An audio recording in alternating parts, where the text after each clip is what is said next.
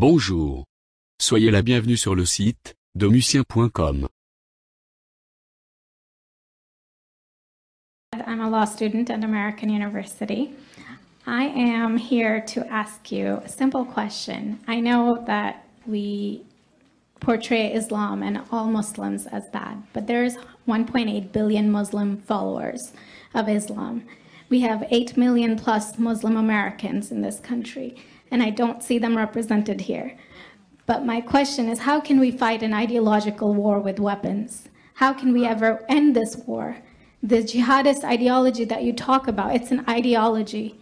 How can you ever win this thing if you don't address it ideologically? Great question. I am so glad you're here, and I am so glad you brought that up because it gives us an opportunity to answer.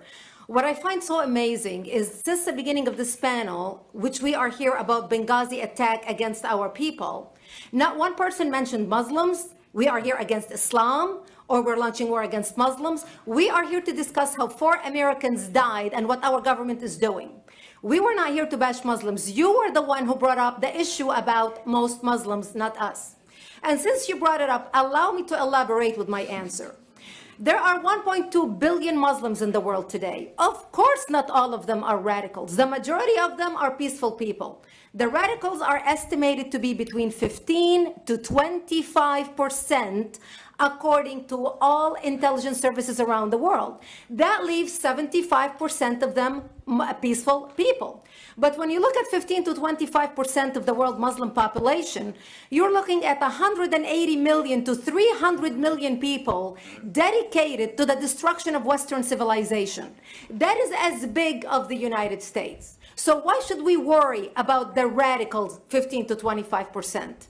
Because it is the radicals that kill. Because it is the radicals that behead and massacre. When you look throughout history, when you look at Russia, most Russians were peaceful as well. Yet the Russians were able to kill 20 million people. The peaceful majority were irrelevant. When you look at China, for example, most Chinese were peaceful as well. Yet the Chinese were able to kill 70 million people. The peaceful majority were irrelevant. When you look at Japan prior to World War II, most Japanese were peaceful as well. Yet Japan was able to butcher its way across Southeast Asia, killing 12 million people, mostly killed with bayonets and shovels. The peaceful majority were irrelevant. On September 11th in the United States, we had 2.3 million Arab Muslims living in the United States.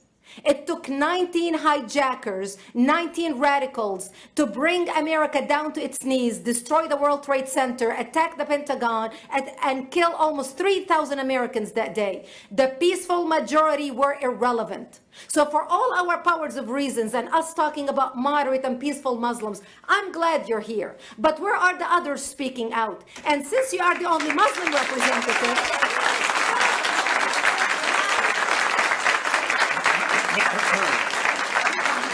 save the applause till the end.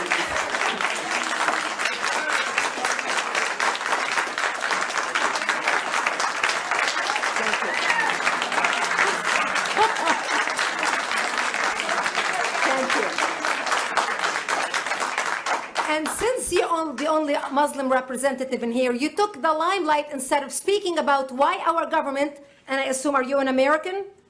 You're an American citizen. So as an American citizen, you sat in this room, and instead of standing up and saying a question or asking something about our 4 Americans that died and what our government is doing to correct the problem, you stood there to make a point about peaceful, moderate Muslims. I wish you brought 10 with you to question about how we can hold our government responsible.